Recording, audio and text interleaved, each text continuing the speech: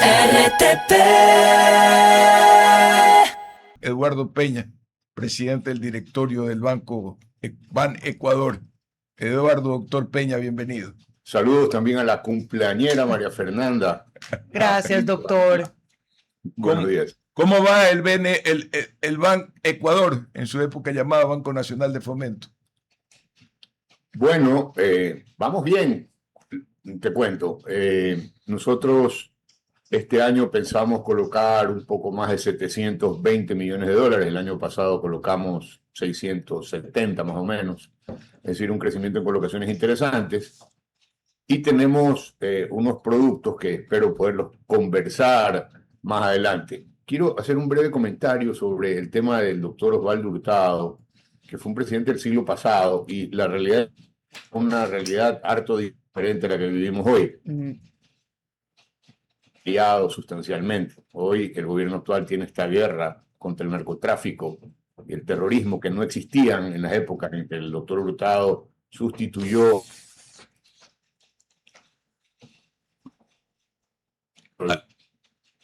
¿no? Comentario si quería hacer por el tiempo. Se quedó su comentario en sustituyó y no se alcanzó a oírlo demás, Eduardo. Ok, sustituyó al presidente Roldós para terminar ese periodo en una época en donde el Ecuador era muy diferente al Ecuador actual. Es decir, el presidente Noboa ha tenido que enfrentar esta guerra contra el narcotráfico y el terrorismo que, digamos, a Dios gracias, el doctor Hurtado en su momento no tuvo que hacerlo. Entonces, sí, yo no coincido con el doctor Hurtado en el tema de la criptodictadura. Simplemente estamos viviendo una democracia en el siglo XXI que es diferente a la democracia que vivimos en el siglo XX. Pero hablemos del banco. ¿Cuáles son los productos que va a lanzar, Eduardo? Ok, mira, ahora tenemos, y para hacer un poco historia, a raíz de la terminación de la subvención al diésel, el gobierno del presidente Noboa diseñó un plan de incentivos entre los cuales estaban el crédito 7x7. Este crédito es un crédito a 7 años plazo, a 7% de tasa de interés. Los primeros 100 millones de este crédito, que ya los colocamos hasta hace un mes y pico, estaban orientados exclusivamente a agricultura y ganadería. Y de hecho, colocamos el 52% en ganadería, el 48% en agricultura. Y el presidente nos pidió hacer un segundo segmento de 100 millones que estamos colocando hoy en día, pero ahí nos pidió que incluyéramos a la pesca artesanal y a la acuacultura. Entonces, hoy, este segmento del cual llevamos 36 millones colocados, nos quedan 63 millones y pico por colocar en los próximos meses, va orientado a agricultura, ganadería, acuacultura y pesca artesanal. Interesante porque una tasa del 7%, como ustedes saben, es una tasa subvencionada por el Ministerio de Agricultura en este caso y por el Ministerio de Finanzas, y que permite un acceso a una tasa excepcional y a plan de pagos hasta 7 años plazo. Ese es, digamos, nuestro producto hasta bandera. Paralelamente tenemos el crédito Emprende Violeta, que es un crédito orientado a las mujeres, donde el presidente Noboa lo que nos pidió es, miren, nosotros tenemos que sacar a las mujeres del chulco, a las mujeres emprendedoras que puedan acceder a dinero en la banca a tasas decentes. Y tasa buena para él era 9.8% anual. Entonces, el crédito Violeta Emprende es al 9.8%, es hasta 5 años plazo y el monto que otorgamos es entre 3 y hasta 5.000 dólares. Para acceder necesitas tener una calificación aceptable en central de crédito, en central de riesgos, le hace por lo menos 600 puntos y la cédula de identidad. No es necesario tener un garante. ¿Qué otros productos está lanzando? Y no lo veo que aborde el turismo como un elemento de financiamiento. Bien, a ver, colocamos el año pasado 20 millones en turismo al 5%, ¿ya? Pero los 20 millones, obviamente, para los 30.000 establecimientos turísticos es relativamente poco. Este año estamos trabajando en una nueva línea que esperamos sea de 40 millones y vamos a ver a qué tasa lo podemos colocar, porque esas tasas igualmente debemos fabricar ese convenio de subvención de tasa, porque Banecuador no puede prestar recursos propios a 5%, pero si conseguimos que se subvencione a través de un convenio, léase, en este caso con el Ministerio de Finanzas, para poder ofrecer una tasa de 5 o de 6%, ahí vamos. El segundo producto que tenemos para turismo es recambio a energía renovable, es decir, hemos colocado ya casi $1 millón en paneles solares y medidores bidireccionales para establecimientos turísticos, de manera que ellos puedan aprovechar la energía solar para disminuir la cuenta de luz. Estos paneles en 3 años se pagan solos. Y le hago un ejemplo. El restaurante Mar y Tierra en Salinas es un restaurante que paga alrededor de $800 mensuales. Entonces, si le instalamos entre 30 y 40 paneles, que deben tener un costo de alrededor a entre 15 y $20,000, el ahorro, esa cuenta de 800, se puede hacer 50, u 80 o 100, lo cual le permite al restaurante ahorrar $700 mensuales, que son $8,000 al año. Con los intereses incluidos, en 3 años se pagan los paneles y luego ya es un ahorro, o sea, sigue ahorro. La otra cosa es que el Ministerio de Turismo les ofrece, si deciden ir al cambio, un certificado que ellos pueden poner en la parte exterior diciendo: este establecimiento turístico usa el 80 o el 90% de energía solar. Y eso es muy bien apreciado por los turistas, sobre todo por los europeos. Adelante, ¿quién va con el Sí, doctor, buenos días tenga usted. Sobre el segundo tramo de estos créditos de 100 millones que dice el presidente quiere enfocarlos en la agricultura, ¿esto se va a esperar a que termine el impacto del fenómeno del Niño? No, lo estamos colocando hoy y calculo yo que en 3 meses más habremos colocado todo. Sí tenemos una contingencia de alrededor a 240 millones si tenemos que reprogramar aquellos que sufran, en el hipotético caso que venga el Niño, que cada día las posibilidades siguen aumentando, pero siguen siendo pues alrededor del 80%. Es decir, hay un 20% de posibilidades en que no pase nada, pero asumiendo que el 80% puede afectar, por ejemplo, sobre todo en inundaciones a ciclo corto, como arroz o maíz, tenemos 240 millones de contingencia para poder reestructurar aquellos clientes de Banecuador que sean afectados por los efectos del Niño. Ahora, quería consultarle sobre este mismo tema que exponía María Fernanda, le consultaba, cómo de verdad garantizar, por ejemplo, que vaya a temas de prevención, de poder ser utilizado justamente para poder enfrentar los estragos de este fenómeno del Niño. No, a ver, sí, no, Banecuador es un banco de desarrollo. Nosotros nosotros lo que hacemos es darles créditos con los de gracias importantes y con tasas preferenciales a los emprendedores, agricultores, ganaderos, acuacultores, etc. Y también tenemos pues créditos de consumo, obviamente, pero en este momento lo que estamos enfocados, y si viniera el Niño, es estar listos para, en caso de que tengan problemas, poder tener la capacidad de reprogramación suficiente para que estos agricultores, en este caso, o ganaderos que pueden perder su ganado por las inundaciones, puedan reponer el hato ganadero o las cosechas para, una vez que termine el fenómeno del Niño, pues volver a reconstruir muros, qué sé yo, volver a sembrar y luego honrar sus deudas. Ese es un poco el esquema.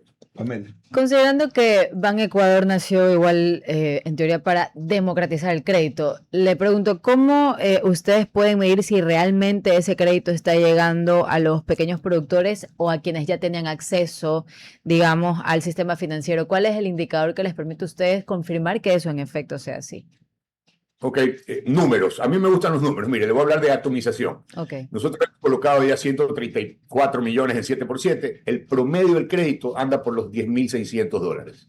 Es decir, siendo que podemos prestar entre $5,000 y hasta $150,000 en 7x7, los 130 millones tienen un promedio de 10,600. Es decir, está muy atomizado. ¿Qué es lo que buscamos? Es decir, pequeños productores, medianos productores que van a comprar insumos, semillas, contratar gente, eventualmente cambiar los motores. Por ejemplo, en Galápagos tenemos un programa interesante donde los pescadores artesanales ya usan motores de 4 tiempos, es decir, casi no existen ya los motores de 2 tiempos, que eran un poco más contaminantes. ¿Y la recuperación cómo va? Recordemos que el BNF fue liquidada por la sumatoria de condonaciones y está en liquidación. No sé si ha terminado la liquidación y nació Banecuador. ¿Cómo va el manejo de la cartera, doctor? Gracias por la pregunta, Ramón. Mire, hace año y medio la morosidad, que es el término técnico para decir cuánta cartera no podemos recobrar, estaba en 23.8%. Hoy está en 14.5%. Es decir, le hemos bajado casi 10 puntos. Y la tendencia, como verá, pues, cuando usted tiene ya 2 años, la tendencia es clarísima. Vamos a bajarla más. Es decir, lo que nos queda, porque obviamente todavía no estamos conformes con el 14. Nosotros tenemos que llegar a un dígito. Seguramente nos demoraremos algunos meses más, pero la idea es seguir progresando en el tema de recuperación de la morosidad. De esa cartera que ya fue entregada en anteriores gobiernos, ¿cuánto es cobrable y cuánto es incobrable? A ver, ahí no tengo ese dato. Lo que sí le digo es que todo lo que se pueda cobrar, se va a cobrar. No lo dudo porque tiene la capacidad coactiva. Sin embargo, usted conoce que hay mucho crédito mal instrumentado y por más que Sí, se señor. tenga capacidad coactiva, hay dificultades. ¿Sí?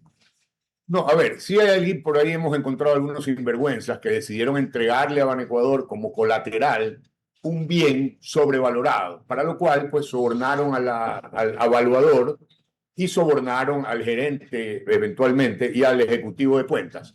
Bueno, cuando encontramos eso los mandamos a todos a la fiscalía, Ramón. Aquí no nos va a temblar la mano. Eso es una estafa, el Estado de Ecuador es una estafa a Banecuador. Muy bien, vayan a explicar a la fiscalía cómo así el terreno que se supone que valía $1.100.000, hoy resulta que vale 500.000. No es aceptable para nosotros, ergo tendrán que explicarlo en la fiscalía. Y por ahí hemos hecho desfilar a varios de estos casos. El mensaje es clarísimo. Hoy ya no tenemos ese problema porque la estructura de Banecuador entiende que aquellos que crucen la raya y se unan a las fuerzas del mal serán procesados en la fiscalía. ¿Alguna otra pregunta más, compañero? Sí, ya que usted hacía esa pregunta, don Ramón, y usted es un hombre de cifras, como lo dijo hace un momento, considerando lo que se conversó hace un ratito, ¿qué porcentaje de esa cartera entonces realmente puede llegar a preocupar al banco y cuáles son los sectores que concentran un poco más estos aspectos de morosidad sin que pase a ser una, digamos, una contradicción para Banecuador? Es decir, ¿cuáles son estos sectores que de alguna manera se ven un poco más relacionados con ese tipo de conducta y de qué manera usted porcentualmente podría decir que funciona a nivel de conducta? Ok, no lo tengo por sectores, lo tengo por provincias. Por Ok. ejemplo, una provincia que ha sido muy complicada es Esmeraldas. Yeah. Esmeraldas sufrió en el pasado una suerte de entrega grande de créditos sin los debidos respaldos, con falsificación incluso de cédulas y una serie de procedimientos heterodoxos que hoy están siendo procesados en la fiscalía también. Es decir, cuando usted sienta un precedente y dice, miren, señores, llámese cliente, llámese oficial de crédito, si encontramos procedimientos lejanos a lo correcto, no me van a explicar a mí, le van a explicar a la fiscalía, porque se cometen estos delitos que para nosotros no deben ser tomados a la ligera, deben ser perseguidos y serán perseguidos. De manera que sí, puede ser que hay un cliente que tuvo un problema y no puede pagar porque realmente se inundó o porque realmente, digamos, tuvo una consecuencia climática que no le permitió honrar su deuda. Y a ese lo vamos a reprogramar.